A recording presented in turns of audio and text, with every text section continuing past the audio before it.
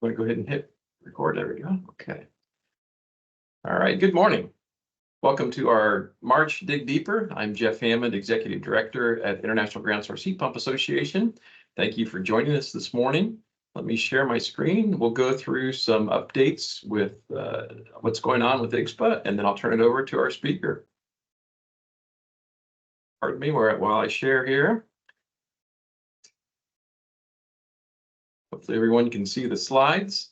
We'll go through just some latest IGSHPA news, and then I'll introduce our speaker. One of the first items here to talk about is our monthly webinars. We have a town hall webinar and a Dig Deeper webinar. The town hall is a little bit broader topic, and Dig Deeper is a little more technical. If you'd like to speak at one of these webinars, we do have some spots still available for 2024. Just go to the training and events calendar and you'll find an abstract link right there at the very top of the page. Happy to say we are on track for our next research conference. It's going to be in Montreal, May 28th through the 30th. It will have quite a few presentations. We have 50 papers that have been accepted. You can register online now, and the program guide was just updated on Wednesday, or uploaded on Wednesday rather. So you'll find a lot more details on hotels and location and so forth in that program guide. Happy to report that we also have a lot of information now on the 2025 conference. If you remember, we had an annual conference December 2023 in Las Vegas in conjunction with National Groundwater Association. We're moving the conference to March, so it's not exactly a year away. It'll be just slightly over that. And our next conference will be in Champaign, Illinois, March 11th through the 13th, 2025. All of that information is now online at IGSHPA.org. You can also submit abstracts for workshops if you'd like to speak at the conference. You'll see next Tuesday that the hotel room block will be available. You'll find information on registration in the month of April, and we'll also have sponsorship and advertising opportunities pretty soon thereafter. So this is all heating up. It's about a year away, but time goes fast, so you want to make sure and look for updates on the conference. We're thrilled to work with Geothermal Alliance of Illinois on this one, and we'll be breaking some new ground with a little bit different venue. I'd like to also mention that April is National Geothermal Month. Our ACT committee, the Advocacy and Communications Task Force, has done a great job of putting this all together. They'll be focusing on different topics each week in April, wrapping up with Earth Day on April the 24th to kind of tie everything together. So you'll start to see, beginning of April, posts on social media, email campaigns, and so forth. If you'll do us a favor and share or repost those social media posts, we'll be able to spread the word. There's also going to be a lot of information on the IGSHPA member portal. If you go to the IGSHPA website and log into the member portal, you'll be able to download the toolkit, so to speak, for this National Geothermal Month. So feel free to use those. It's available to all members. The Geo Outlook magazine, happy to say that has really gone well. We started republishing that last fall with our first edition, and then we had a January edition that was published at the end of January. Our next edition is in July. For now, we're doing twice per year. Hopefully in 2025, we can start doing quarterly magazines again. We have had some challenges with our email list. So if you did not get an email about the January edition, please let us know. Google and Yahoo and some of the corporate email servers changed their security settings in January and automatically kicked some people off of the IGSHPA mailing list, which is not good. So feel free to contact us if you are not getting IGSHPA emails or if you did not see that January Geo Outlook, and we'll make sure that you're getting all that information. If you haven't noticed our new membership program, there are a lot of choices there. We've added a directory-only listing as well as higher levels like our benefactor level. And we've created new segments so that we can include schools, community organizations, retirees, and so forth. That's all on the website. This is that member portal I was mentioning earlier. And if you go into the member portal, and you go to the member marketing resources, that's where you'll find the information on National Geothermal Month, but also social media posts since September, if I remember right. So those are available to members. And if you'd like to get CEUs for this Dig Deeper, you can simply send an email, your email address and your name in the chat, and we'll keep track of those for you. Make sure you have your email and your name, and just send that in the chat. There's a new way to obtain CEUs for this Dig Deeper webinar. If you're watching this as a recording, you'll want to keep track of this webinar code right here, and then submit this webinar code to info@IGSHPA.org and mention that you watched this as a recording. If you're here today live, don't worry about that. Just simply send the chat message with your email and name, and we'll have you taken care of. So this is only if you're watching this as a recording. And we will be posting this on the IGSHPA website under publications. If you look for that, in that menu, you'll find all of the Town Hall and Dig Deeper webinars on our YouTube channel. It usually takes a couple days to get everything downloaded and on the website. So by the beginning of the week, you'll find Bill's presentation online.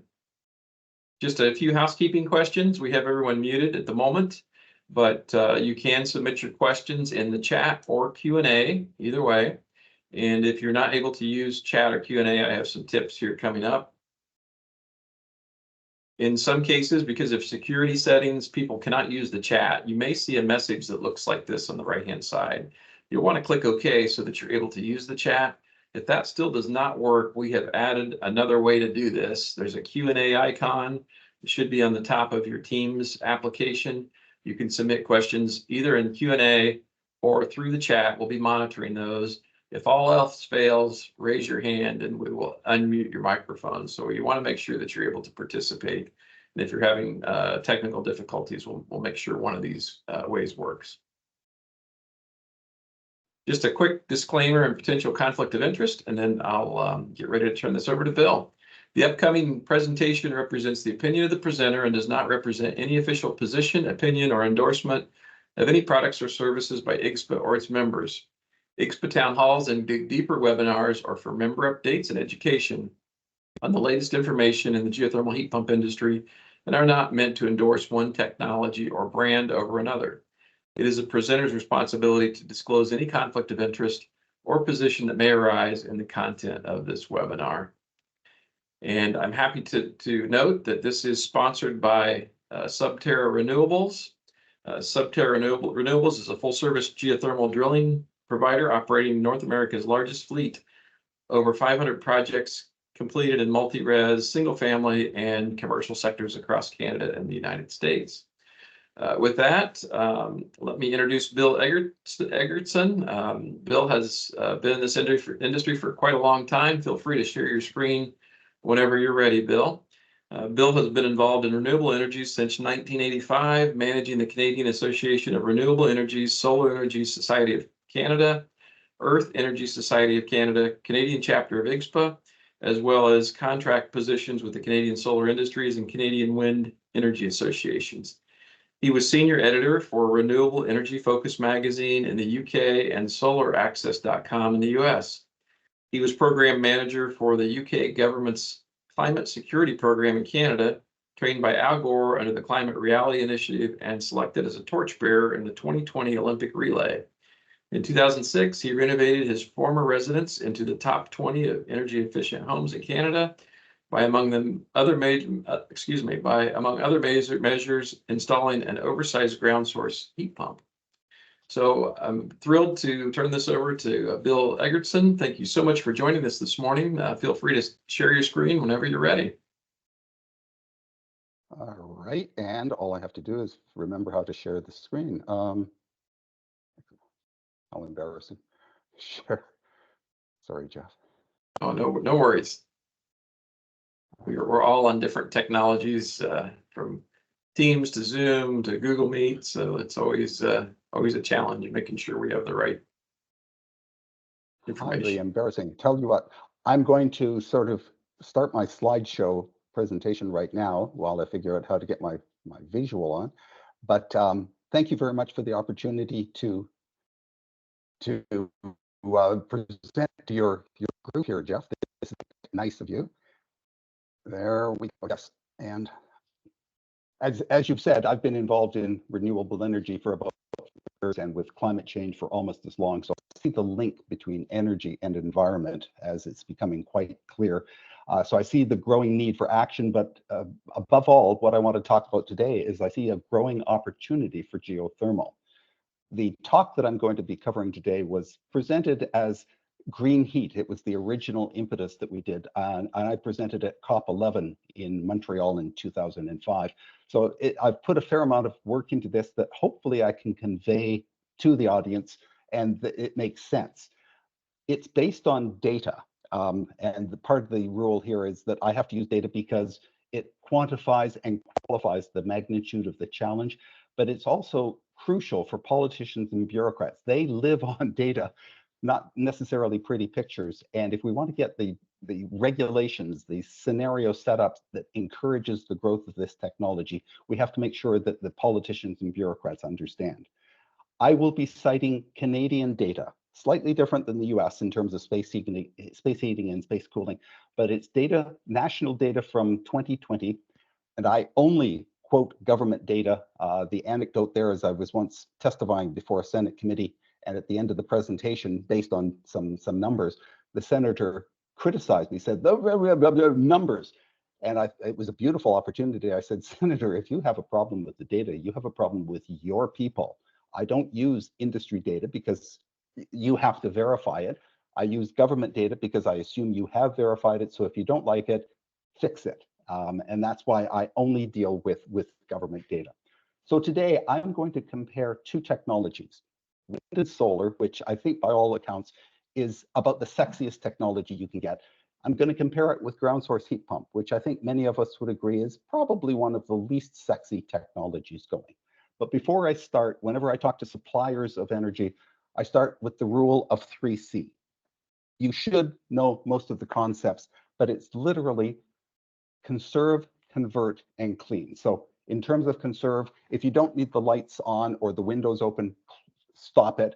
If you don't need to make the trips to go somewhere, don't go.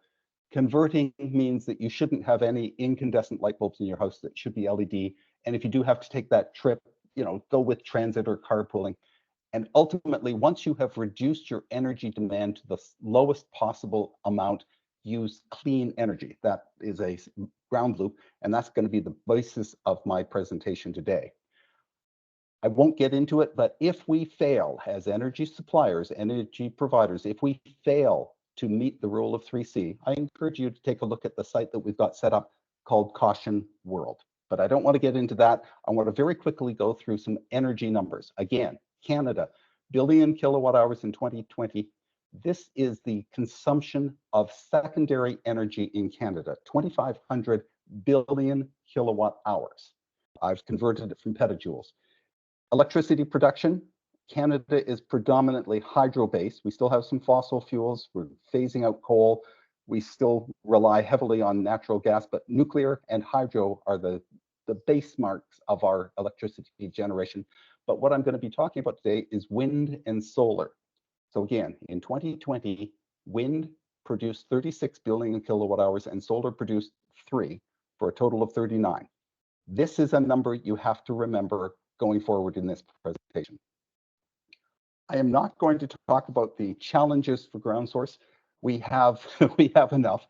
The nomenclature, are we ground source heat pumps? Are we geo exchange? Are we earth energy? Are we shallow geothermal? Our identity is still a little bit cloudy to a whole lot of people. We are users of refrigerants. Some of these refrigerants have a global warming potential of 2,000. There's increasing coverage of refrigerants and leakages and what the impact is as people understand that carbon, CO2, is not the only climate changing chemical. We have to be worried about refrigerants. We still face problems with electricity versus energy.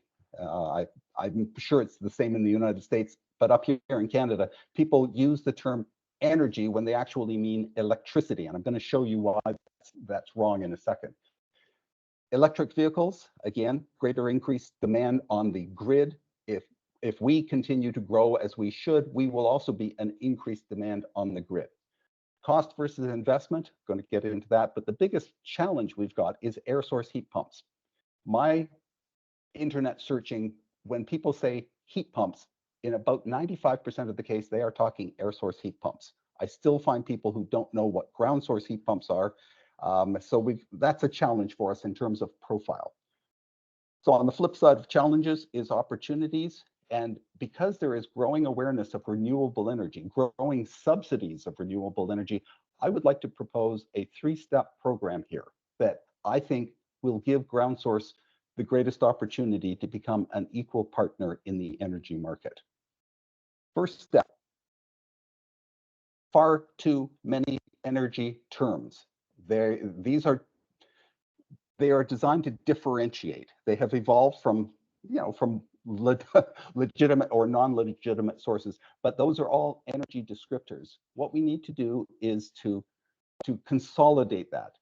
We can either differentiate and call our systems ton of cooling, or we can dominate. And if we want politicians and bureaucrats to understand, we have to speak in the language that they speak, which is kilowatt hour. We have to standardize so that we can compare. The world is going electric, so we need to speak electric. I also encourage the use of kilowatt and kilowatt hours in terms of billions, so that people will never understand energy, but they think they understand what a kilowatt hour is. And if we use the term kilowatt hour or a billion kilowatt hours, that is more comprehensible to most people than a terawatt hour. So part of my goal is to get people to switch to kilowatt hour and use billions. Don't use all of the kilos or the megas, gigas, tera, peta, exa, and zetas. Nobody knows what that is. Keep it to billion kilowatt hours. The second major step here is to emphasize the role of thermal energy as opposed to electric energy. In Canada, again, the residential and commercial sectors consume, 740 billion kilowatt hours. 82% of the home is used for space heating, water heating, and space cooling. In the commercial sector, because they have more motors and equipment, it's only 67%. But ultimately, 550 billion kilowatt hours a year is consumed in the residential and commercial sectors in Canada. That is 22% of all the secondary energy consumed in Canada. I break it down by households. So a household, which is a dwelling unit, and it can be either a 300, 400 square foot high-rise loft, or it can be Mar-a-Lago. They are both households, and the average in Canada is 22,000 kilowatt hours for thermal and about 5,000 for lights appliances, what I call plug. So for every square foot of a house, it requires 17 kilowatt hours per year, of which 14 is for thermal applications. In the commercial sector, they require 41 kilowatt hours per square foot, 28 of which is for thermal. A side note, a heat pump is not energy efficient. This is a minor issue, but it helps to emphasize where we need to go. A heat pump is not energy efficient, because if I have a thermal load on Monday of 22,000 kilowatt hours and I install a heat pump on Tuesday, how much thermal energy do I need on Wednesday? The answer is 22,000. That's assuming there's no insulation or any of the intelligent stuff done to the house. But literally, my heat load, heat demand, is the same on before the ground source as after the ground source. So it's not energy efficient. You can call it energy intelligent, energy sustainable, energy green, energy clean, energy good, energy cheaper, but it's not really energy efficient, because we have to count every kilowatt hour. The third step in this process is we have to accept the fact that ground source heat pumps do not transfer energy. They do not transfer energy. If you look at any schematic of the refrigerant cycle for a heat pump, the ability to say that's transferring is a little bit mind-boggling. It is getting it from the ground, it transfers it into the pipe, and it transfers it into the house. But as it goes through the very, very convoluted refrigerant cycle, you would be hard-pressed to get anybody to agree that that is a simple transfer. That is a production.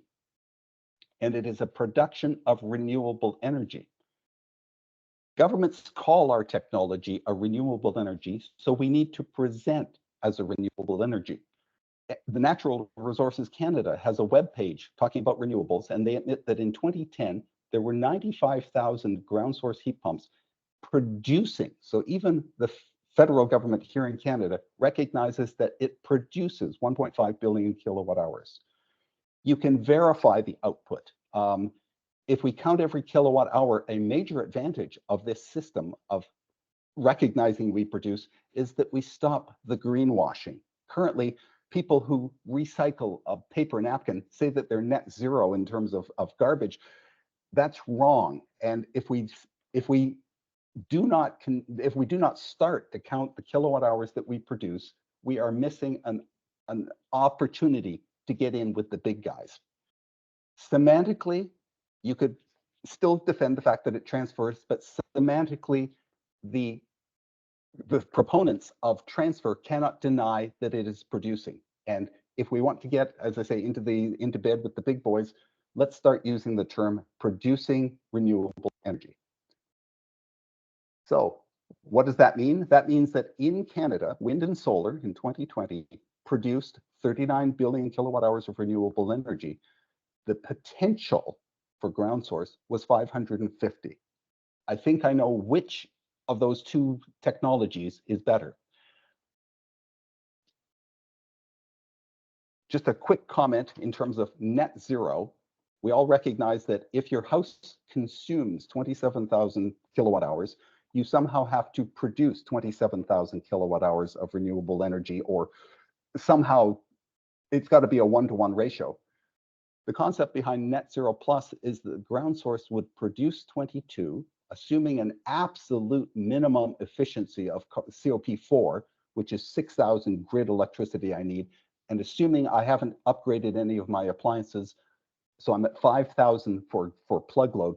That is a 22-to-11 ratio, or as we call it, the math whizzes call it, that's a 2-to-1 ratio, which far surpasses the concept of net zero. I want to get immediately into the opportunities for ground source, and I'm only going to talk about the top dozen today. This is the outline list. So I want to start immediately by saying, if you didn't notice what is missing, it is emissions. Ground source heat pumps could produce enough renewable energy to offset the emission of 87 billion kilograms of carbon emissions per year in the residential and commercial sectors. 86% of the emissions from your house are due for space heating, space cooling, and water heating. And again, you'll notice that I don't use megatons, I use billion kilograms, because that has far more impact on people. That's a fairly large, significant contribution that we can make. And if you look at the Canadian national emissions, again, 87 billion from ours versus 76 billion kilowatt hours, or sorry, 76 billion kilograms from all passenger transportation. The United States earlier this week passed a rule that all cars in the United States by, I think it's 2030, must be hybrid or electric. So they're willing to put in money to get rid of that 76 billion kilograms of passengers. Where is the money to get rid of the 87 billion kilograms of carbon that is used from space conditioning? If you break it down to households, of the 15 million households in Canada, 3,300 kilograms is for thermal versus about 500 for plug. So of every square foot for your house, 2.4 kilograms are the emissions from the house, 2.1 is from the thermal applications. I used to love this because my house, which was one of the top 20 in Canada, was on a tour. Every year we would have tours and people would come by, and part of my presentation was a 12 by 12 inch tile, floor tile, onto which I put a 2-kilogram bag of icing sugar. Unfortunately, icing sugar is white. It should have been black, but it got the impact across that every square foot of every house in Canada emits that much carbon per year. And that's the pretty picture that I'm talking about, the marketing that we need to do people understood that was a significant amount of carbon as a result of space heating that could be mitigated by a thing called ground source heat pumps. But let's get back to the opportunities other than carbon. Obviously, efficiency is our major one. We work in cold weather. We are silent. We are invisible. The entire system is protected from the elements so that we are not in external danger. We have no opposition the way a number of other renewable energies do. So we all remember the Altamont Pass wind turbine disaster down in California in the early days of the wind industry. That continues, that people are afraid of wind turbines and they are afraid of solar panels. We are getting a lot of publicity now on what do we do with recycling of wind turbine blades as well as solar panels. There's opposition to battery energy storage systems, BESS. Even up here in my community, there's a BESS being planned, and I haven't got into the issue, but because batteries have a bad thing, and I'm not quite sure what it is, but all of these opposition issues that people, rightfully or wrongfully, oppose renewable energy, they can't oppose us because we're buried in the ground and nobody knows we're there. The next major opportunity for us is our dispatchability. What that means is that we use the earth as free storage. We don't need batteries. So you immediately eliminate all of the geopolitical issues with lithium, with recycling, with 1,000 issues to do with storage. We're using the earth as our storage. We can dispatch whenever we want. This screenshot is from my house. It's a standard winter shot, and it shows that I used 93% on an annual basis, 93% of my energy, which was called electricity because I had a ground source, 93% was used in off-peak rates. Ontario, I used to pay about 5 cents a kilowatt hour for off-peak. Ontario now has an ultra low rate of 2.8 cents a kilowatt hour. So all of that green would be 2.8 cents. The red is 28 cents. So I would have to have a chat with my wife now to say, sweetie, you know, we have to boil the kettle for tea before 7 o'clock in the morning. But we are totally dispatchable and we can avoid all of this peak material that upsets grids. Other issues we've got are we are a dispatchable technology and distributed production so that there are no wires. People dislike wires for 1,000 reasons, that cost as well as visual. It's decentralized production. We are ideally suited for things like district heating or thermal energy networks. We can also get into the link with PV and wind. A lot of dirty industries are now trying to team up with PV because they are buying the clean electricity from wind or solar. Can you imagine what would happen if we set in a deal with the PV and wind industry that we used their zero carbon, clean, renewable energy electrons to run our systems? Wouldn't work on my last house because solar didn't work at night. But you know, we could get a win-win in terms of publicity if we did that. Also, new builds, a lot of opportunity for us to reduce costs. The sites we've got is 3millionhomes.info that explains that in new construction, a ground source can be installed for almost the cost of an air source because you've got the backhoes on site, you've got the workers, you've got no landscaping, you can dig it up. I was involved in the early days in ground source. There was a member of the association. His father was developing a subdivision just outside Ottawa. I think it was 13 homes.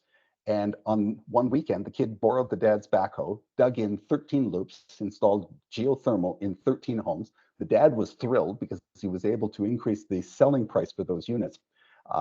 We were trying to promote it as a new opportunity to avoid the need to expand the natural gas pipeline. We got nailed because the gas industry lobbied to say everybody has a right to have a gas-fired fireplace, and we lost the argument. But it shows that new builds can be about half the cost of retrofits, and Canada has a commitment to build 6 million new homes. This would be an ideal opportunity to install ground source on day one in those homes. The next advantage is obviously people being able to say that they have green homes. I installed my geothermal, as I say, in my house to get rated in the top 20. It was oversized, and I know that that term always upsets people in the industry. I got a very good deal on the pipe. I did the labor, so I installed it probably longer, deeper, and better than most ground source because money was not really an issue for me. I installed a 10 kilowatt backup electric resistance heater. I had to turn it on every year for 5 minutes to burn the dust off the filaments, but I never needed that backup heat. Obviously, I would have had there been a power failure, but you know, it was just an ideal opportunity for me to show what could be done in terms of efficiency. Couple of other issues: production tax credit. Wind and solar get X cents subsidy for every kilowatt hour they produce. If we start to produce renewable energy, should we get X cents per production tax per production? Also, in terms of efficiency versus grants, I got into the ground source industry a long time ago in Ontario. There had been a $2,000 grant. We did a very informal analysis that the price went up by $1,500 on average. So the consumer didn't actually save any money. It was great publicity for the industry, but there were also a number of inefficient systems that were installed because we all know that people don't buy dog food because they've got a dog, but they've got a coupon to buy dog food. Same thing happens with energy efficiency, and we've just gone through a rash of that up here in Canada where there was a significant grant.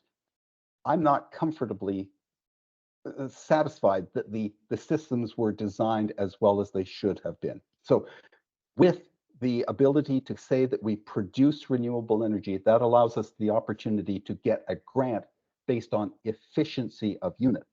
Again, I was one of the first houses in Eastern Ontario to take advantage of a microfit solar. So I installed solar panels on the roof of the house. I was paid 80 cents a kilowatt hour for production. And because I was paid 80 cents per output, my wife would have to scream at me in winter when I was up on the roof in my rubber boots, scraping the snow off these panels because I wanted that extra 80 cents, the panels. You know, the same thing would happen with the efficiency of a ground source heat pump. If you're getting paid for its efficiency, you are ensuring that it is the most efficient option possible. And finally, Canada, the United States, and most of the countries in the world are members of the United Nations Climate Change Action. There are commitments for national renewable energy targets. Recent news reports have shown that all of us are failing to meet those targets. So if Canada can say, hey, we could produce 550 billion kilowatt hours of renewable energy, and in the United States, we checked the EIA, the output or the consumption / production that would be possible in just the US residential sector is 1 trillion kilowatt hours. So 1,000 billion kilowatt hours. Would governments care that that is being produced that help them meet their national renewable energy targets? That's the end of my presentation. Just a couple of sites that we have got to explain what's going on. But Jeff, I'll throw it back to you and I guess go for questions. Great. Thank you so much, Bill. That's a very interesting perspective that I think we'll have to have more conversations about. So that's we'll see what we have in the chat and in the Q&A sections here. Looks like Jackie has a comment that maybe you could respond to. She says, I disagree with changing over to kilowatt hours to describe the earth energy provided by geothermal.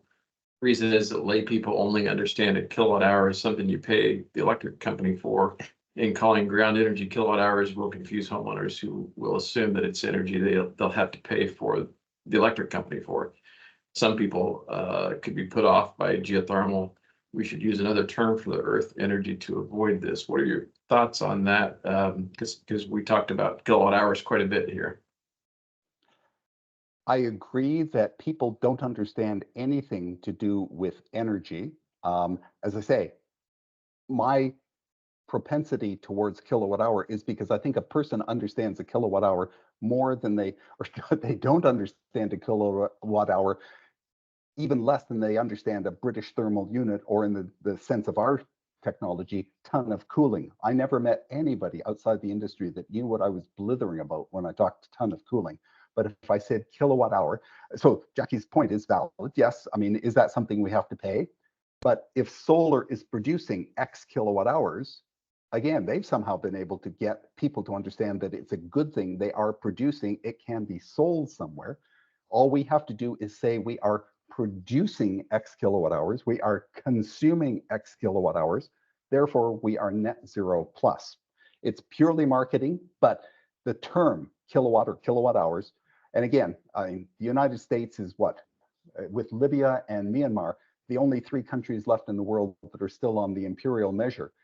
Using kilowatt or kilowatt hour allows you to become somewhat metric without changing your system. So it's a marketing approach that if we hit it hard enough, often enough, people will understand that we are a renewable energy producer.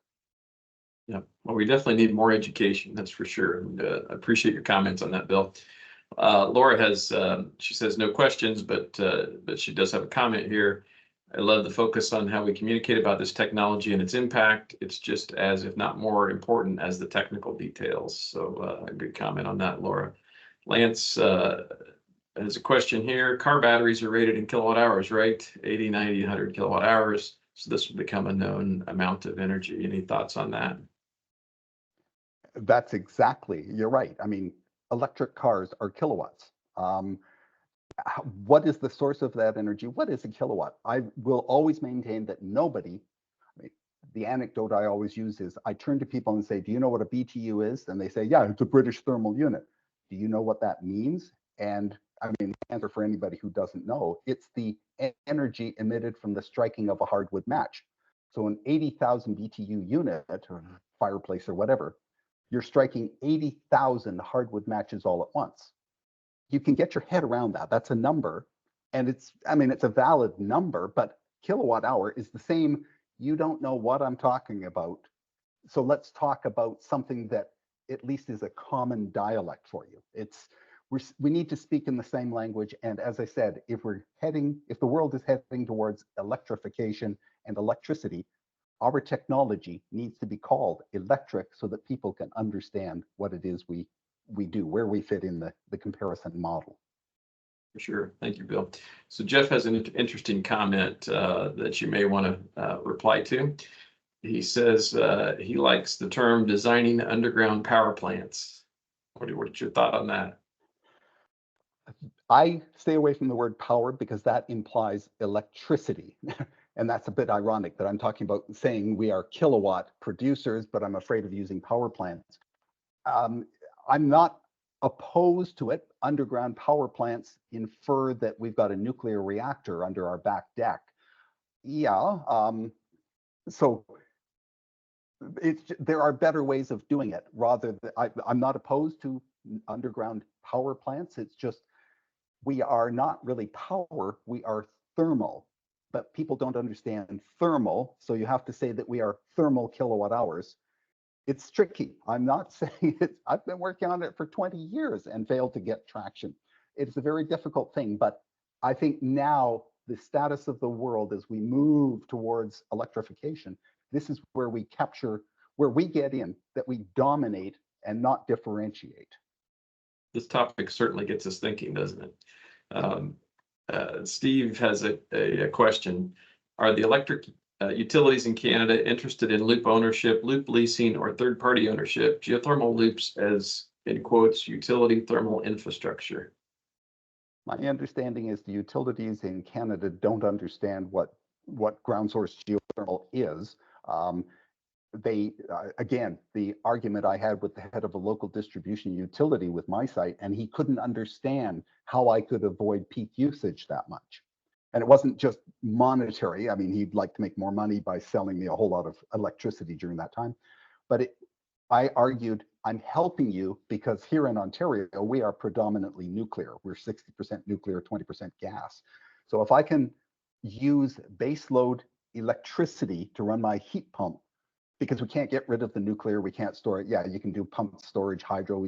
There are a number of ways of doing it, but to me, it's the most cost-effective offer that I could make a utility. I will use your cheap garbage electricity that you can't get rid of and I expect to be paid, or at least pay you very little for the honor. But utilities need to have this explained to them a little bit more.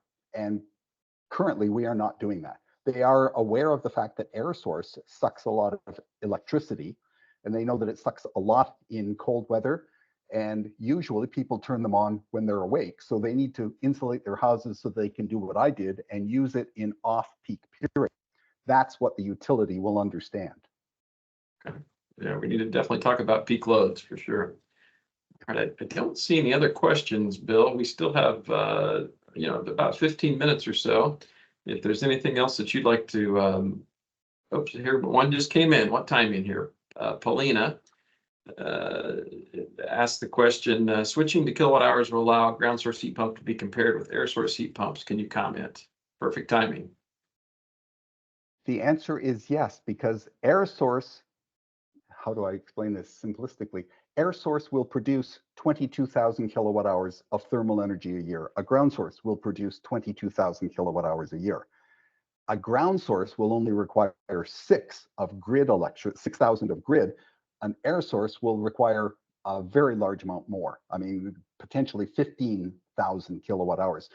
And I want to be compared that the net difference between air source production, air source consumption, and ground source production, ground source consumption, I want to be compared with air source because people are cheap. I mean, obviously air source goes in because they are much, in retrofits, they're much lower cost than ground source.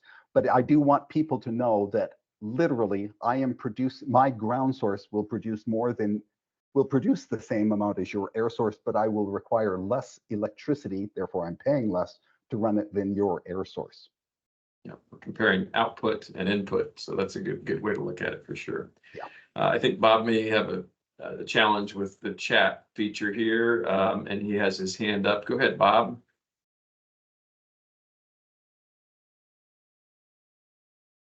Make sure he's unmuted.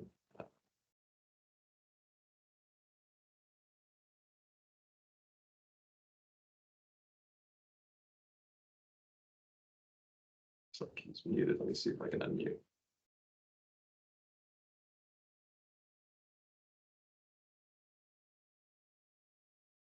Try to unmute him.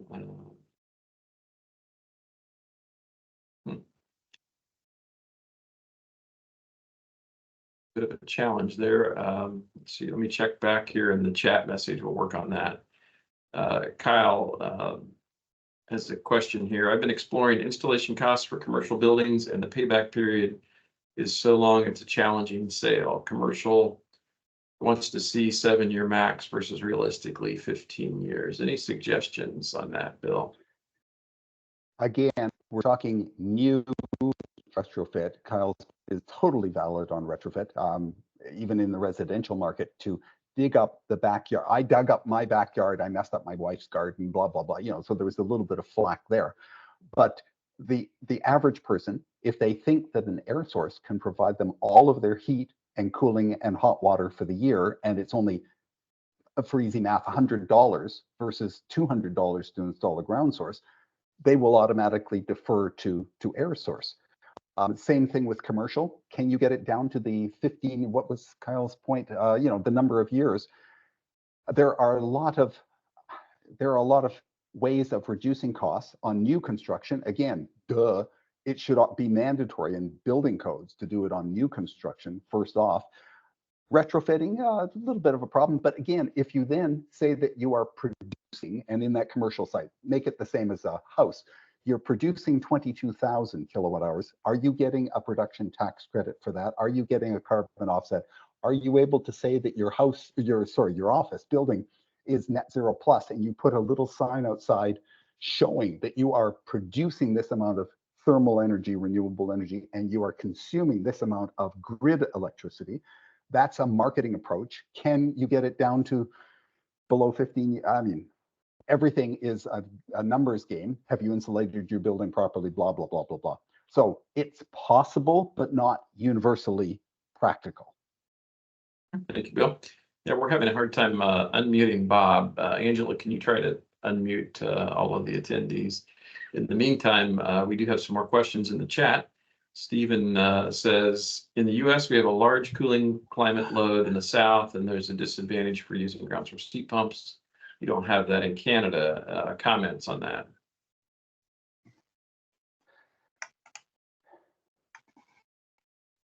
I don't understand why it's a disadvantage to use. Ignore. What is Bob getting in? The quick answer is yes. Providing cooling, ground source will provide 100% of your cooling. There may be a cost factor of how much loop you have to install to do the cooling load, but I don't see it as a disadvantage. A ground source can provide, yeah, ideally you've got a house or a building that requires 1/3 heating, 1/3 water, 1/3 cooling. The ground source can do it. You get into thermal networks and stuff like that. That's an advantage, but is more cost with an air source perhaps because you don't hit cold weather.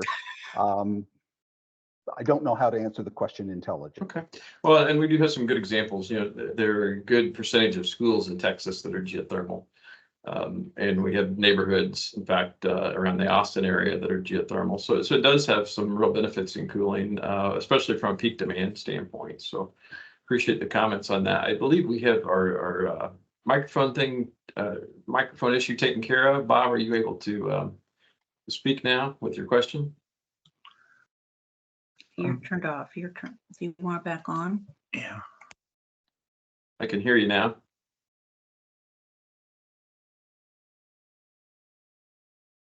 Yeah, I think you may have muted yourself, Bob. We'll move on. Technology is great when it works, isn't it? We'll move to David here, and then we'll go back to Bob. The fact that people know what they pay the electric utility for is justification for using kilowatt hours for geo. We want people to compare apples to apples. I think that's a good comment. We've kind of covered that already. So I will move on to David's other question, and hopefully we'll get a chance to hear from Bob. How many years do commercial builds use to amateurize their gas boilers? I don't know if you know the answer to that, Bill, or not. I would not have the faintest idea, but if energy, and by that I mean gas, because all countries are trying to cut back on their fossil fuel production, that should mean an increase in the cost of natural gas for boilers. But in terms of amortization, no idea. Okay. I don't know if you're able to unmute or not, Bob. Okay. I may pronounce your name incorrectly. I'm sorry if I do. Aowen, you have your hand up. Apparently you're not able to use the chat feature.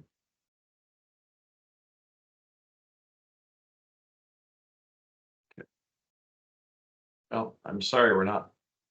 That looks like we're having some microphone difficulties. Let me go back to our chat messages here. We'll take a look at that for our next event. Doesn't appear that anybody can use their microphones at this point. All right, I don't have any more questions at this point. Oh, looks like we do have another one in the chat. Let me just check that out here.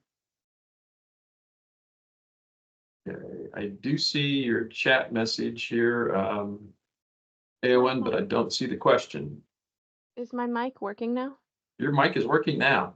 Please go ahead. So yeah, I had just put in a question earlier, but I'm not sure that my chat was syncing correctly. Bill, I'm curious, in terms of time of use rates, and how we can market geothermal as an advantage over traditional heating and cooling with that. Do you have any thoughts? If the building is well insulated, like my house was, and you can use off-peak rates for the majority of your consumption, the utility loves you, your pocketbook loves you. I mean, obviously you try to avoid peak in whatever situation, whichever case, whichever manner you can. That is, I mean, that's the utilities issue. They have to worry about peak. They make a lot of money from baseload, but it's the peak that they have problems with. So yeah, whatever works in terms of avoidance of peak is in everybody's benefit. Yep. Great discussions. And I see Stephen has his hand up. Go ahead, Stephen.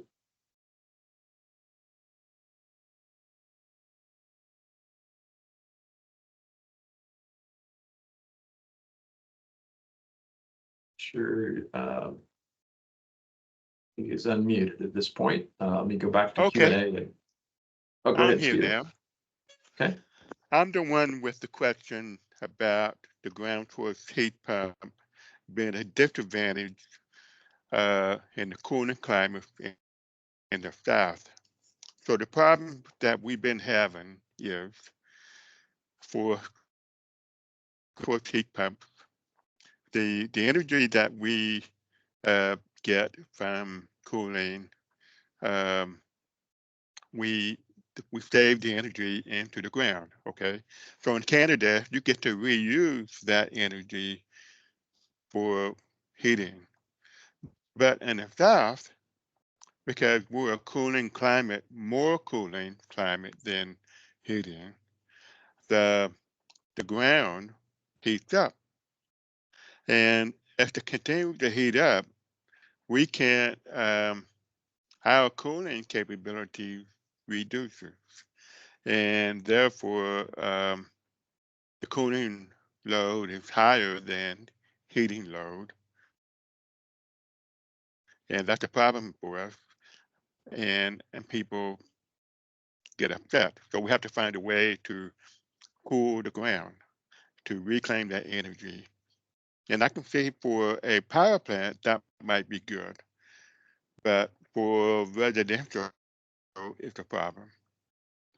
Yeah, Stephen, I think that's a good point. It is a balance issue for sure. This software really allows us to calculate that long term because there are a lot of solutions to that dependent upon the load for the building, for the home, whatever that might be. There are lots of examples of cooling only systems and heating only systems. It really needs to take into consideration the building loads as well as the ground loop sizing. And we do have some software recommendations on the IGSHPA website. If you pick software, those will allow you to model based upon hour by hour loads and long-term performance. So that's certainly a way to take a look at that challenge. And there really isn't any reason why it wouldn't work anywhere, but there are situations where, unbalanced load, you could have heating up over time. We just have to make sure we calculate for that. We might look at hybrid systems. We might look at other ways to use that energy, heating water, things like that. So it's a matter of definitely considering that Right. in the design phase. Thank you. So I'd like to hear from Bill too, what your thoughts on that, because you don't have that problem in Canada. We look at you Southern United States with a bit of envy, and I noticed Greg Kurtz just responded, and so did Jeff. I mean, to me, if I could get my space heating load lower and my space cooling load higher, I would use the heat discharged from cooling to heat all of my domestic hot water. I mean, I don't know the actual numbers. I can do it with the Canadian market. I know to the kilowatt hour how much is used for space cooling, how much is used for water heating. But I would think down in the southern states, you're getting rid of a whole lot of heat in order to provide cooling. Why don't you just pump it into water? Whether that is, a sort of a district loop or whatever, swimming pools has been mentioned. There's a lot of hot water requirement. You can make my tea for me, for goodness sake, with the amount of heat you're discharging into the system. So as a Canadian, because we are predominantly, I think it's 55% of our energy is space heating, 20% is water heating, and about 5% is space cooling. So totally non-analogous to you. But wow, we only look with envy that you've got a far more, I'm going to use the word balanced load than we do. We are predominantly energy for space heating. And I like that because I've noticed that there is a drive now to provide ground force heat pump for water heating. Good comment. I like that. Excellent discussion. I'm going to go back to the chat because we have a whole bunch of comments here. We're really triggering a lot of new questions. Dave asks, have you calculated the value per kilowatt of the peak load avoided my ground source heat pump versus, or I guess he's saying in ground source heat pump versus air source heat pump, cold climates? every case is specific, and a lot depends on time. I don't know how to answer that without getting a spreadsheet out and crunching the numbers. But that's the type of thing the industry needs to do. The industry needs to start saying we are producing this much, and then run all of those calculations to show to the utilities and the bureaucrats and the politicians, do you see how damn good we are? We're better than fossil fuels. We're better than everybody else. So insulate the building to start with. Back to the rule of 3C. Do we actually need heat or cooling or water in a building? The answer is yes. What's the most efficient way of doing it? I think we're probably talking to the right audience here, and use it. But we need some more numbers, and that's a crucial part of our sales pitch / marketing ploy. The pretty pictures are needed too, but right now we need to prove that we are good. Very good. Let's see here. We had another question from Pete. What do you think of referring to the loop or source as a fuel? Relating to a fuel puts the cost of the loop in a definable term.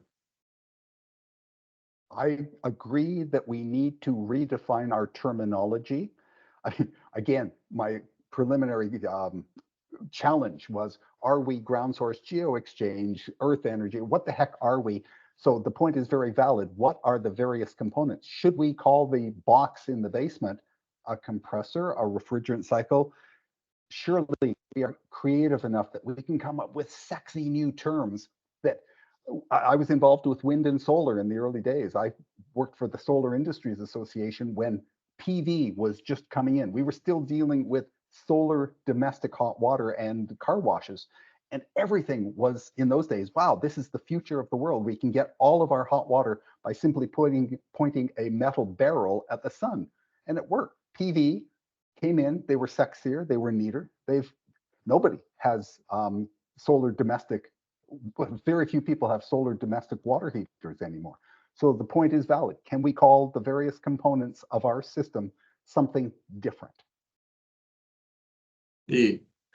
We have still a lot of questions coming in. I'll try to summarize these. There are quite a few comments about fluid coolers and cooling towers, hybrid systems, things like that, rejection to swimming pools. So lots of good comments there. Terry comments about life cycle payback analysis is important, and making sure that we have training involved, because of some of the newbies involved with analysis that maybe doesn't show payback when there really is. And we've got let's see here, a question about heat of rejection and cooling for air source heat pumps. Does that actually contribute to worsening the heat island effect? So we could talk all day on this. I'll, as I said, try to summarize all this. Great conversation. I certainly appreciate your time, Bill. Always a pleasure having this discussion, and I appreciate everybody joining us on a Friday morning, afternoon, I guess, for some. So thank you so much. This recording will be on the IGSHPA website in the next few days. Stay tuned for additional town hall and dig deeper webinars, and watch the IGSHPA website for the latest news. Thanks, everyone. Have a wonderful weekend. Any last comments, Bill? No, I'm very encouraged by the discussion. I'm sorry I don't know more about space cooling, because we don't need to worry about it up here. But there, obviously, the opportunities are just as large. My focus right now is on the new construction, where the cost or investment, whatever term you want to use. I mean, we're all talking about new buildings for a large number of reasons. I push ground source because on new construction, it's among the cheapest options. And if you're talking about refugees, social housing, whatever, if we have more people that need good accommodation, we can put a ground source in their new building, and assuming we are going to tax subsidize their operation costs, the cheapest operating cost is geothermal. So the drain on my tax dollars is the lowest if we put geothermal into that type of housing. I know many people view it as, why are we giving immigrants better than what we've got? That's not the point. The point is we have to give them something, might as well give them the best that is the cheapest to us. So for me, we need to, as an industry, strike at new construction right now. As I mentioned, I tried to get this city when they were revising their plan to say that new houses have, and I forget how I phrased it, but it was a heating technology that only a ground source could provide. And again, the natural gas industry came in and said, no, no, no, everybody has a right to natural gas. So it's a very difficult competitor to get beyond.